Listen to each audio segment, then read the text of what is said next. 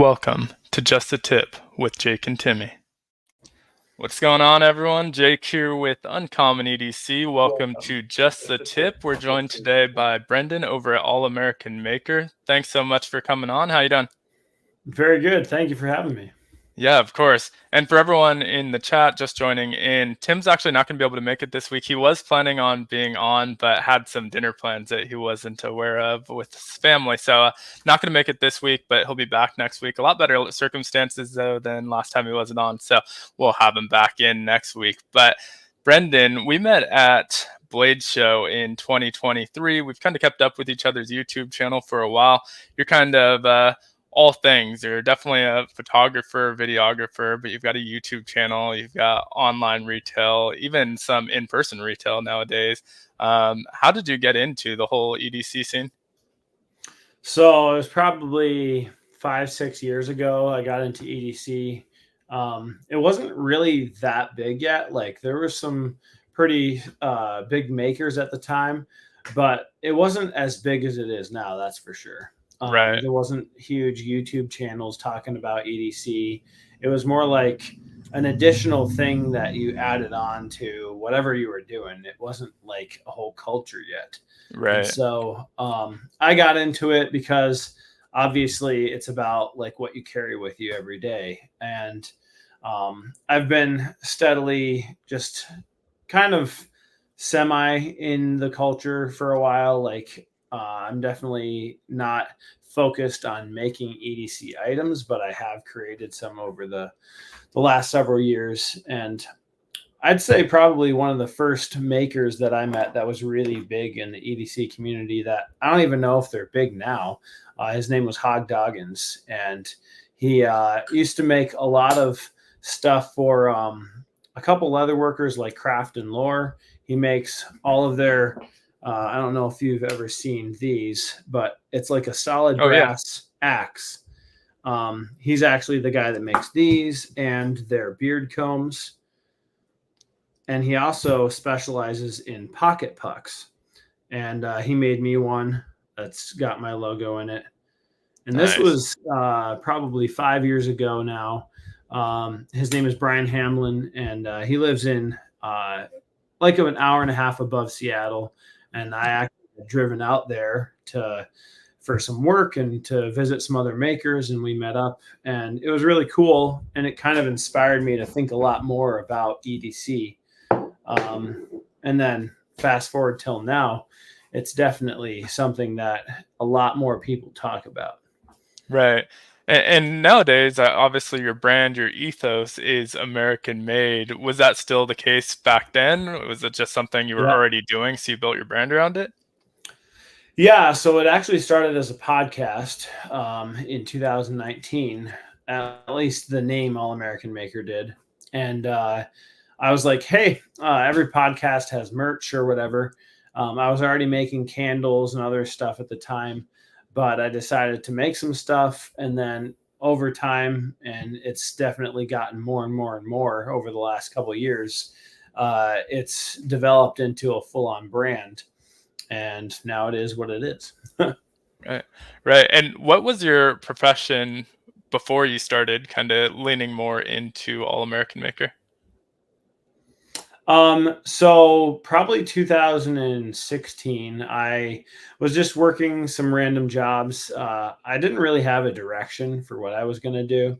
I didn't work for myself. Like I was doing photography and video, but not full time. And I lost my current job at that time. And I was like, hey, I know how to make candles. And in the first 2 months after losing my job, I sold about $6,000 worth. And I was like, I feel like I can do this. And I just kind of went from there. It has its ups and downs and ebbs and flows, but it's definitely grown from just candles to a lot of wax-based products that I personally make myself. And then really my ultimate goal with All American Maker is that it's a brand developed around supporting American makers and American-made stuff that is actually sourced from here. So Right. Nothing you're buying from my website comes on a shipping container. Right. Yeah, and I should have grabbed some before. I have like your leather balm and wax and stuff like that. So a lot of wax-based kind of products. You're pouring them, you're canning them, you're doing the labels all in-house, right? Yep. Yep. And I think I remember you did some white labeling as well, right? So if brands want to work with you, make their own scented candle, you'll work with them to not only make them but label them and get all that done as well. Yeah, and that's actually developed into becoming a much bigger part of the business than I ever thought it would be. I actually started private labeling the candles before All American Maker even existed. Hmm. And I think, now done it for over 750 companies around the world. Wow, that's wild. That's wild. Yeah. And so, outside of candles, wax-based product, leather care, all of that, what other type of products do you work with? So I've been developing like other products with other makers. Yeah. I sourced these glass flasks that are actually made here in New York. Oh, wow. And then I have a maker that's helping me. This is just a prototype, but it's a leather wrap. But I'm getting some stamps made that will be a full wrap stamp. And this will be kind of like a high end EDC flask, so to speak, but 100% made in USA, because anything that's stainless steel is actually sourced from China. Right. So at one point I was engraving those, and then I was like, I can't do it. Right. I can't go against the brand, so to speak. And so I cut that off for a while, and I've been working on this in the background for a while.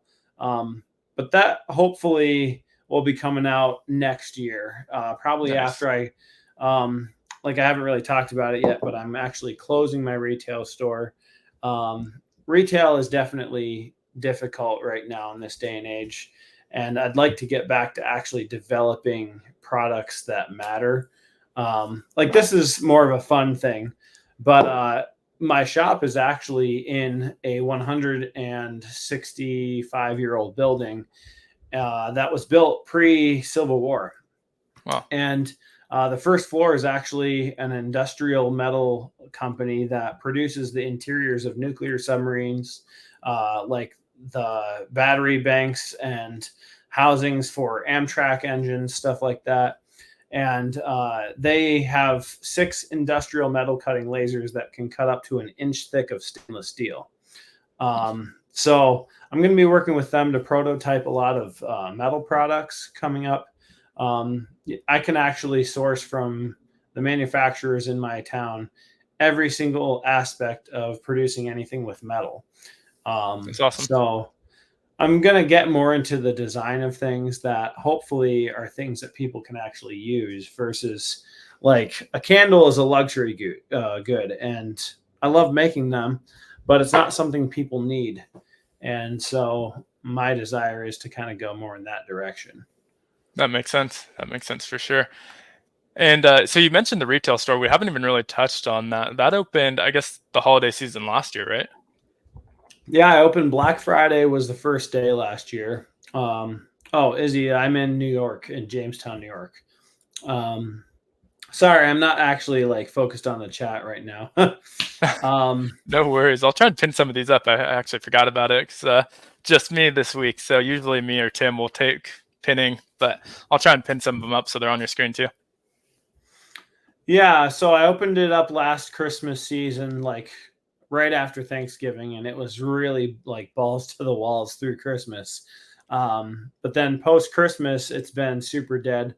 I'm actually in a mall, and malls are dying. Like they're not just dying because people don't go there. They're dying because of the fact that they take so much money to upkeep. Right. And the reality is, you've got this location where everything is inwardly focused, but people drive by and they don't even know you're there. Right. Like, if people are driving by the mall, they don't even know All American Maker is in the mall unless they've been in the mall. Right. So it's definitely been difficult to grow the brand in person here. So my goal is to ultimately go back to creating a lot more content online and having the time to do that, so that inevitably the after effect would be that I sell more product. Right.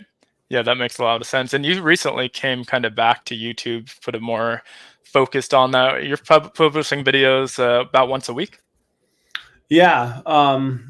Usually Wednesdays or Thursdays. I actually put one up yesterday because I had time. I've got such a backlog of products from other American makers that have sent them to me that at this point, I just need to make the videos whenever I have time. Right. Because I think I have about 5 bins worth of boxes. And they'll be like, yo, when are you going to get to that? And I'm like, I have no idea. Like, Right. it's not like this is my full-time job. And like making content on YouTube is not. And so it's kind of hard to prioritize it when I'm not making anything from it. Yeah, for sure. Yeah, even around here, like malls are starting to put up like office spaces into the malls, apartment Mm-hmm. buildings, stuff like that to just use some of that space that no one's actually using. Otherwise, it's a half empty mall. Yeah. It's unfortunate. Oh, But what up, yeah, so Mikey? yeah, Mikey's here. What's going on, buddy? But yeah, Casey too. I was gonna say that I'm kind of the same way. You sort of have to start prioritizing that kind of random stuff that gets sent to you. I think my backlog at this point, I was trying to just count it out. I think I'm around like 130 videos behind. And Wow. after like subscription stuff and stuff like that, I only put out 15 long form videos a month. And so I'll Mm-hmm. probably never actually catch up. So just kind of trying to figure out how to prioritize, how to schedule. That's like a big part of when a company reaches out, like what's the timeline, because I'm going to need a few weeks to review it. May not fit into the schedule unless I already have it scheduled out ahead of time. Yeah, and it's hard because like right now I'm doing about one a week. That's only 4 a month. And I Right. think I'm getting more than 4 packages a month. So Right. Right. And for you, you're so into like the photography and videography. Like I'm doing unedited stuff. It doesn't take as much time into it, but you're actually working with brands to create content for their websites, their own social medias and stuff like that as well, right? yeah, so I actually have a media business called Made Custom Media, and I produce content for companies to use on social media, their website, just for promotional purposes. And a lot of times it has nothing to do with what I'm doing online. So most of the time I'm producing content that nobody ever sees through my Right. forms of media. Right. And are you getting out to travel as much now that you have the retail store, or you've kind of been stuck at No. home since you started that?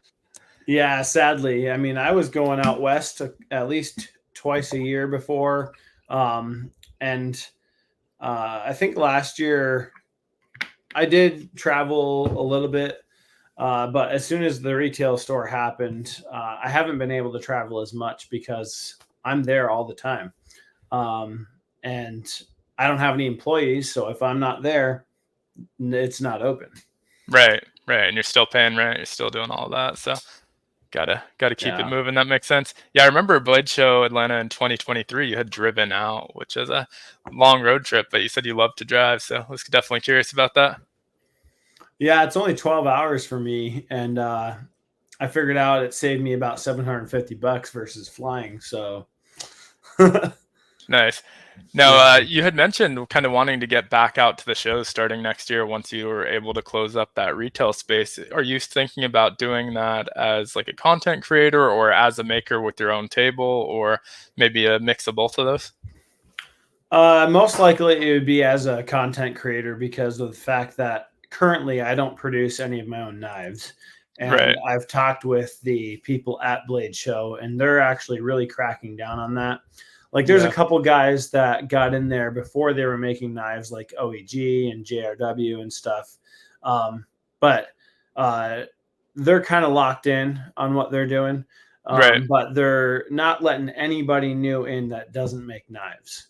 So unless I start producing knives and can show like these are actually of substance and quality and worth actually showcasing, they're not really interested in anybody that makes other products. Right. So I'll inevitably just go as a consumer slash content creator. Yeah, that makes sense. And then I guess kind of going back to some of the products that you're making, I know one big thing you've been doing is like logbooks and notebooks. You have different kind of things centered around that. I have your EDC knife logbook, but do you have any other kind of ideas around there that you want to explore? Yeah, definitely. So I just put out a mileage tracker logbook, which is mostly for people who work for themselves. So, like if you got to Right, track mileage for taking it off your taxes, that's a really good thing. And I created that more out of necessity for myself because I drive so much. right, But I have a lot more that are coming out that are outdoor related. nice. I don't know if you guys noticed, but I actually have a second Instagram now that has almost 17,000 followers. It was given to me from a friend of mine that wasn't using it anymore. He used to do leather, and he was like, take this, see if it helps you at all. And as of now, it's kind of dead because he didn't post on it for over a year. Right, But my goal is it's called AAM Outdoors. And I really want to focus on creating a lot more content about the outdoors right, because I know for myself, I have spent way too much time inside and getting outside in nature, in the outdoors, doing things that get me out, like whether it's camping or hiking or, just working outside. I always feel better mentally. And I want to be able to inspire other people to do the same. So I'm going to be doing like a camping logbook, hiker's logbook. I'm going to be doing, I think I actually talked to Renegade EDC about the idea of doing a shooter's logbook. So if you that's go cool. to the range, and I'm working with a couple knife makers and EDC specialties on making a separate knife logbook for sharpening, so you can track how often you sharpen a knife. Oh, that's cool. But I think I've got like a list of maybe 8 new logbooks that I'd like to do. But I'm not producing those myself. They're actually from Right, Justin Ryan Books in Texas. It's just a couple. They're doing it all in their house, but they do a killer job.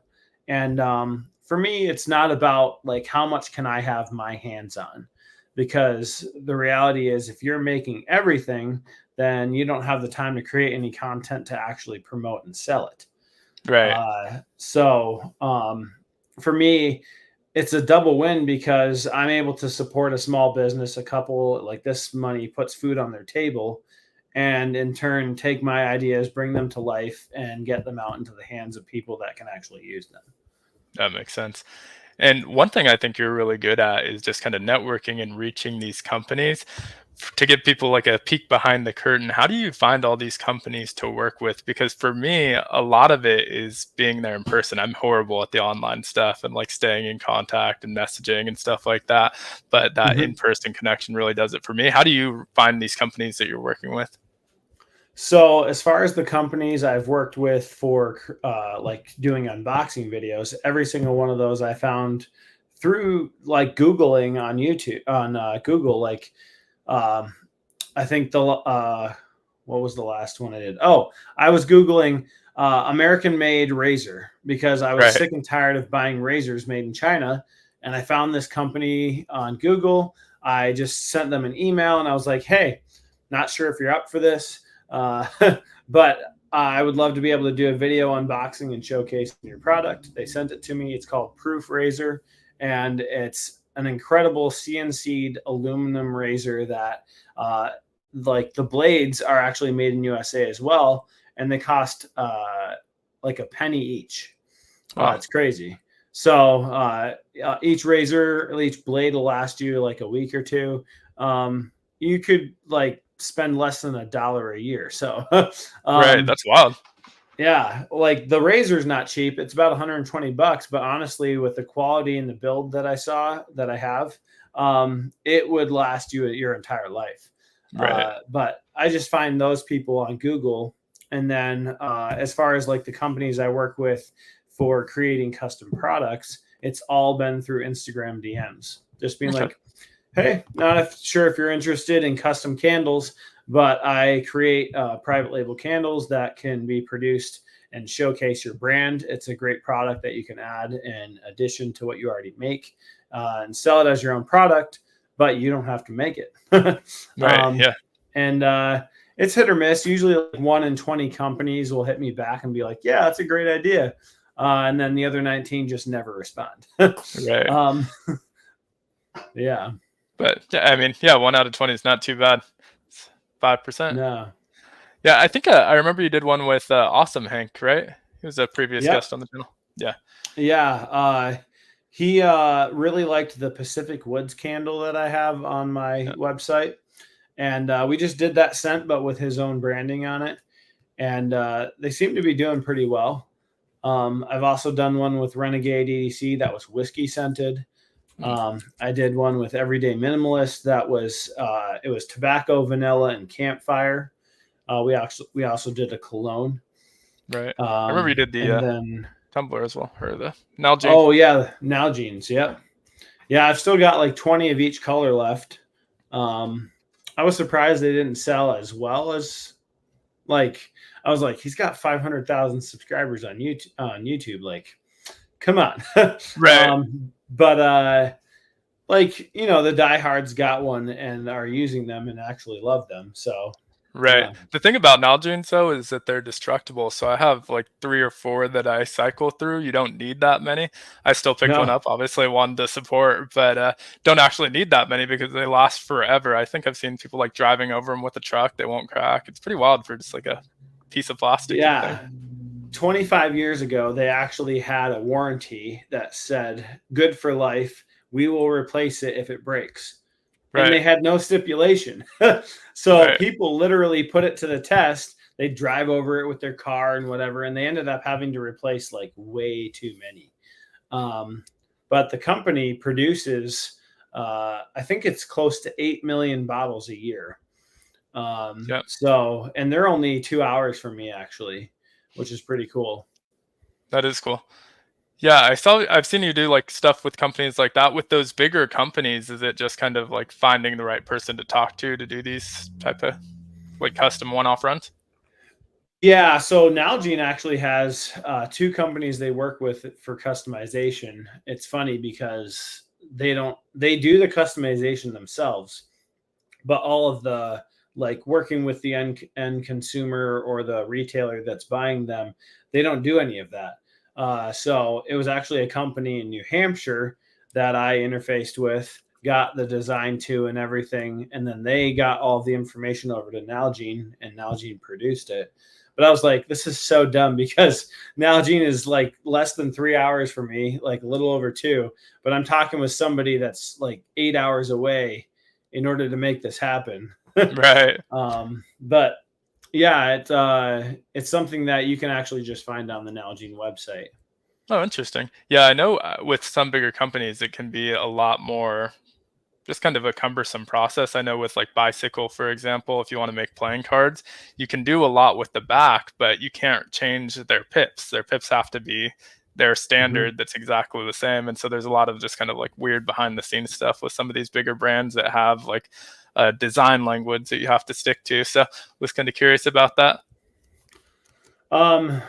Yeah, like it depends on the company you're working with for custom products as to how far they'll go. Right. I don't even have one of the Nalgenes with me, but if you notice, the water levels are actually knives. Yeah. I was one of the first people to actually manipulate their water levels thing. Oh, that's interesting. They have like a standard design they have on the side, and I just deleted it. And put the knives there, and I was like, this is cool. I sent it to them. At first, the guy was like, I don't know if we can do this. But then he talked to Nalgene, and they were like, this is awesome. That's funny. So they loved it. And I actually have another design I'm working on for like fishing. And it has all the different kinds of fish going down the side. Oh, that's cool. Yeah. So I'm working on some different ideas for that in the future. But you just kind of have to like try and see what happens, because sometimes it works, sometimes it doesn't. Yeah, for sure. And so we haven't really talked too much about what your day-to-day EDC looks like. What do you carry on a day-to-day basis? Does it change? Is it 100% American made? Oh, always. Knew the answer to that but one, but but I mean, other than obviously my phone, which there isn't a single phone that's made in the United States. But yeah. like it all depends. A lot of times I always have a key bar on me, and that's mostly because I have my shop keys and my store keys on two separate key bars. And then I have a third key bar that has the Magna Cut knife on it. Oh, right. That I'll have a lot of times with me. I've got a standard pouch that I always have with me by Comey Bags. He's actually in Oregon, but I like them because they're a little bit bigger. Like Right. I actually found these are channel lock needle nose pliers that fit inside, and same with these pliers too. Because all the other small pliers I found, like is it Knipex or whatever? Yeah, I think so. They're not made in USA, and Right. Channel Lock's an hour from me. So I actually found they're discontinued now, sadly. But they fit in my EDC pouch, and so cool. I've got that usually with me. But for the most part, I don't really carry a lot in my pockets because I'm constantly moving and going from place to place. Right. I have a lot of different knives, like a stupid amount. Most of them are fixed blades. I actually got this. It's Benchmade. The Shootout. Nice. I bought this off of Brandon, actually. Everyday Minimalist. But it's nice. I don't know if it's legal in New York. Probably not, but I don't really almost care. certainly not. But we've got a lot of those too. So in California, same restrictions on you, automatics. Yeah, probably. But like my new obsession actually is Montana Knife Company. Yeah, I saw the shirt. So I've got like a whole bunch of their knives. This is a hunting knife essentially, and I really like the idea of hunting. I used to do it when I was a kid with my dad, and I just because of life and whatnot haven't done it in like 25 years, but I want to get back into it more. And so I've got a bunch of Montana Knife Company knives. Nice. Like this is one they did with Knock On, which is an archery company.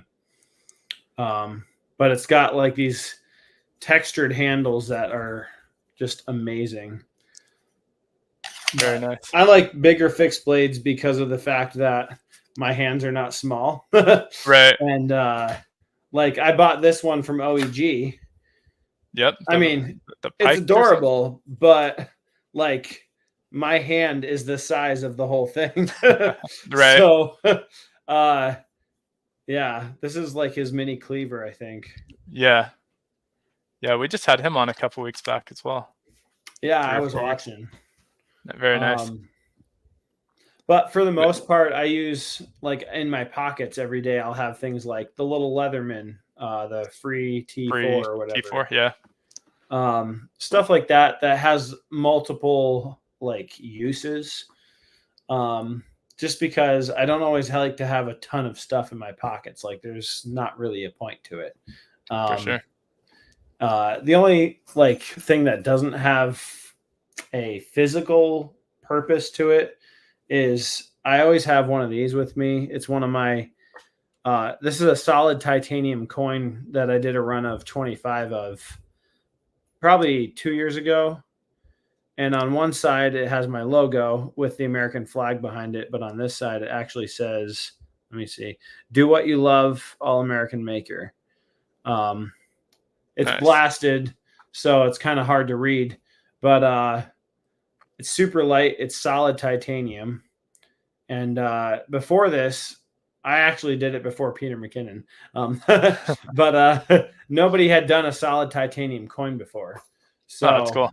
I thought that was pretty sweet. Yep. Yeah, and those Montana Knife Company knives, dude, the drops go insane. They've done such a good job with their marketing, with their podcast, putting it into like Yeah. media. What's the Meat Crafter or whatever on Netflix is all Montana Knife Company.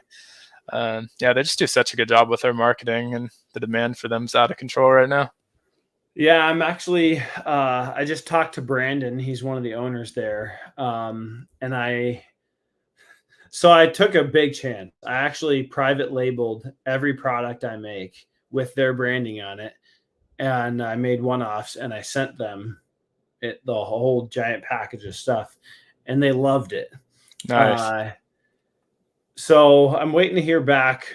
We have a call sometime soon, but I might be making Montana Knife Company like candles, cologne, like some other stuff that they can just sell as like additionals on their website. Nice. And that would be pretty freaking sweet. Yeah, they've been doing some cool collaborations lately too with that archery company, with the watches that they just did. Those went so fast I couldn't even get on and see that there was a price. They just did a coffee drop with Black Rifle Coffee. Yep. Yeah, a lot of really cool stuff. Now, as far as I guess the EDC community goes and the items that are available from American Made, do you see any like major gaps of like, obviously phones, there's almost impossible to find an American made phone, or even like camera equipment, stuff like that. Do you see any gaps in the EDC community where you just have a hard time finding gear? That's a good question. The hard part is most of what we focus on in the EDC community is made out of metal, which you can make here. Right. What it really comes down to is what that's actually practical that you could carry with you is needed.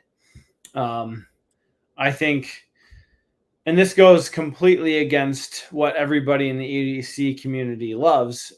I think there's just way too much consumerism. So, like, as far as knives go, instead of focusing so much on budget knives and then owning 100 of them, buy one really good quality knife that you carry with you. You use it, you abuse it, you pass it on to your kid, stuff like that. Like, that's what I remember from my dad and my grandpa. Like, I have some knives that were passed on to me that, are they the prettiest to look at? No, but they have literally like 70 years of dirt, grime, and grease on them from being actually used instead of kept pretty in a desk or on a shelf or whatever. Because that's what I originally remember the EDC community being about, is what do you actually carry in your pockets? Right. And then a lot of companies caught on to like, oh, this is what people want, so let's pitch them the latest, greatest thing. And then they're trying to pump out all of these knives or all of this or that, like every month. And some of them are actually finding they can't sustain that. They're cutting back on how many knives they drop every month or every year, because the reality is people only have so much money. And when the economics goes down, you have to realize, like, let's focus more on the community and less on the consumerism. For me, I want to see like people actually taking their knives out and going camping versus just taking pretty shots of them. Like, when's the last time you saw an EDC post of somebody that had their tip of their knife broken off and they're like, yeah, I was actually using that as a pry bar and I shouldn't have, but here it is. Like, you never see that because everything is such in pristine condition. And like, I have tactile turn pens. I mean, are these things cheap? No. But I use these things. I use every single one of them because I like them. And I have one in my car, my shop, my store. I have one here in my office. I have one out in the garage. Like, I use them because I like them. And that's their purpose. Like, if something is made so good that it's going to last a lifetime, like, maybe you should try using it. Yeah, and Tim mentioned a good one. Flashlights are hard to find. Obviously, you have mag light. Oh, Flashlights is the unique category because a lot of the budget ones are so far behind the Chinese flashlights, and a lot of the ones that are ahead are so much more expensive. yeah, like I have the mag lights. These are the 123. They're like the tactical ones. Right. They've got a clip on them, but you can take it off, and I actually have a mount for a shotgun and stuff. But these are like, you can catch a sale on Amazon, and these will be like $35. Right. So, and they've got multiple modes. Like at the end of the day, how much do you need your flashlight to do? Like Right. most people are like, I need to see where to put my key in my door. Like not Right. much. So for me, I'm like, I'd rather support a company that, I mean, they're in Ontario, California. Yeah. They're trying to hire people, give them jobs. Like it's hard enough to find a job as it is in this economy. Let's try and like keep them here.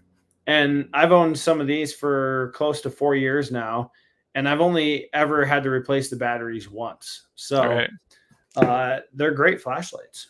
Right. And even like the old mag lights with the D cells and the C cells, I have some of those that are 15 years old that are still running. So yeah. And I have a LED one that's a D one in my car. nice.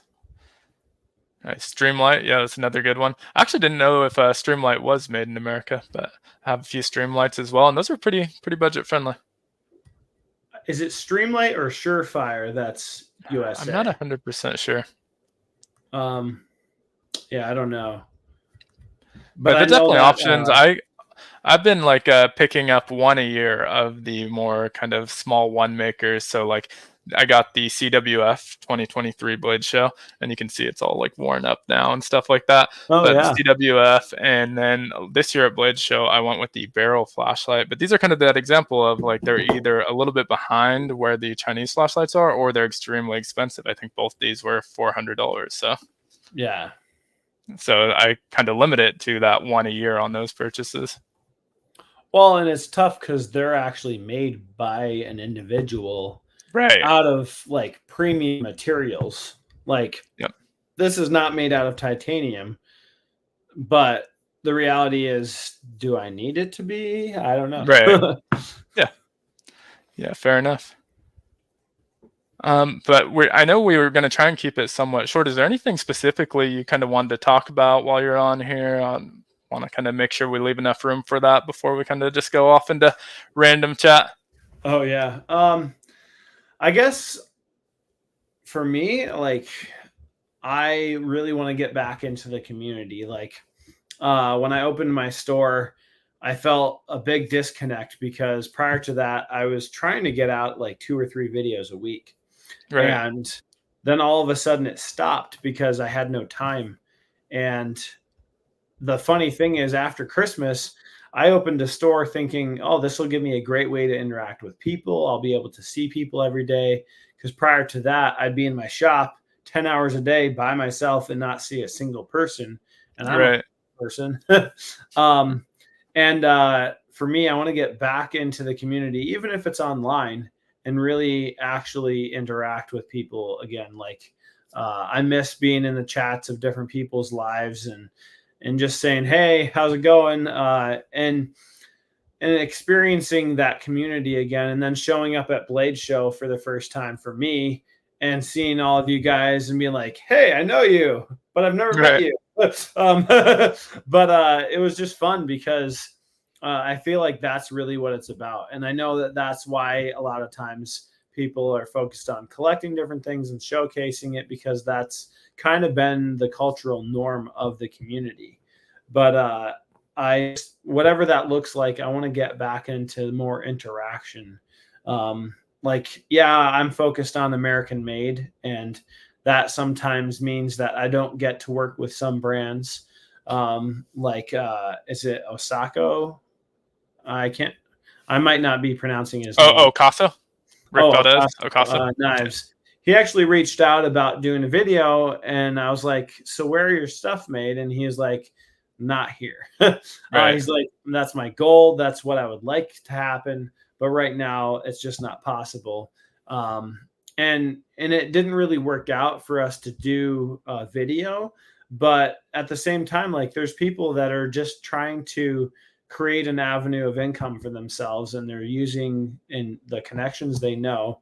And I still want to stay connected with people. Like, just because that's my focus doesn't mean that I don't want to interact with you, if that makes sense. Yeah, that like, makes perfect sense. Because for me, like I'm diehard about it.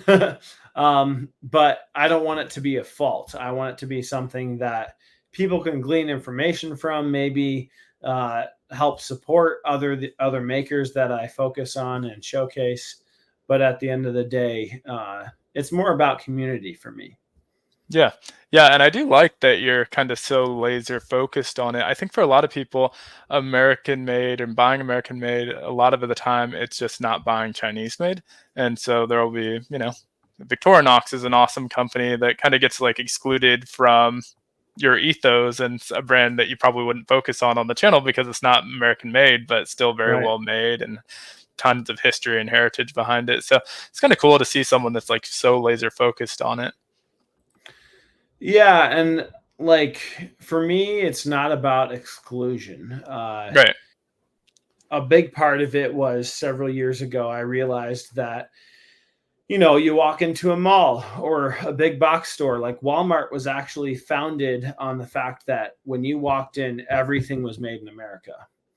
And now you walk in there and like the only thing you'll find made in USA is like a cooler and a box fan. Right. But everything else on the shelf, no matter where you go, if you turn it over, says made in China. And I'm like, do we even have an inkling of an idea how massive of an economic impact that makes by literally bringing like every ship that comes from China has roughly 18,000 shipping containers on it. And at any given time, at any moment in time, there are 19,000 ships going between here and China. If you want to go, like I could go down the rabbit hole of like go green or whatever. Each one of those ships consumes 63,000 gallons of diesel a day, which is the equivalent of like every car in Delaware driving. Right. And there's 19,000 of those ships going at the same time. So like if we literally cut down to even 50% of what we purchase and put in our stores from China, that would literally make a bigger impact than a single person buying an electric vehicle or using a solar panel or anything. Right. I laugh at the fact that people are like, oh, I bought an electric car and it's going to make a big impact. And it's like, actually, if every single person in the United States bought an electric car, first of all, we don't have the grid capacity to even power, right? create that. But it would only impact the global Going Green initiative by like 0.3%. So for me, like seeing all of those products made in China has such a bigger impact than jobs that are going from here overseas. It's like an entire ecosystem of what we have going on is impacted by the fact that we buy everything from China. Yep, that makes sense. And Jesse just went to bed. We may have missed him, but you don't happen to have the axe you picked up at Blade Show last year, do you? He's a big axe guy. I don't with me. It's in my garage. Yeah, I figured. Worth the shot, though. But so I guess the last thing I kind of want to talk about is what are some brands that maybe don't get a lot of spotlight that are American made that people should know about? Oh, that's a really good question. I mean, there's like 20,000 of them. Right. It just depends on your general interest, or like if you're just talking EDC. The brands that are actually doing well right now that are American made is like OEG. Everything he puts out is actually made in USA. Right. They're made in Pennsylvania, 5 hours from me. And he's doing an awesome job. Like, I think he pretty much literally fell into it and had no idea how much like desire people had for his products. But the reality is he makes a quality product, and it's made here, and I love that. Yeah. I have one of his keystones, and I have this knife here. I have one of his pry bars. I think it's called the Good Luck Pry Bar or whatever. But yeah, there are a lot more out there, but I think if people are wanting to support American made, it's just about like seeking those people out. Some of the knives that I've showcased on my channel were actually made by American makers that I've never even heard anyone in the EDC community talk about Richard Osborne knives. He's in Missouri. That's beautiful too. But it's got like a red and blue. So I bought it because it was like American made. He actually made it custom for me. And then I had the idea of doing this. It's almost nice. I don't even know what style you would call this, but It's the same thing. And then he made me 2 matching strikers for making fire. So I have to add those, essentially custom retrofit the sheath to fit those. But he makes incredible quality knives that like I don't even hear anybody talking about. Yeah. We got a question in the chat too about the bag you showed earlier. I think it started with a K, the one for the pouch. Cargo gear. Cargo. Yeah. You know what's funny is I did a video about this, and the company was not anticipating how much people would want this. Right. Not only did they sell out, but for the next 2 months after I posted that video, so it's been 2 months, they're still making orders that they got from that video. That's wild.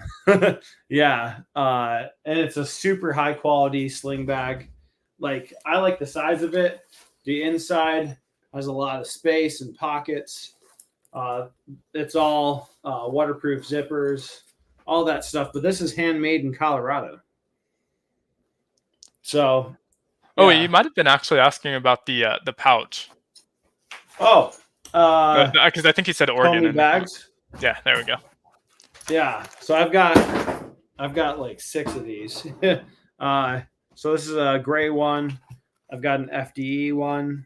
He's actually in Oregon. I'm making a first aid kit out of this one. It's like a burgundy.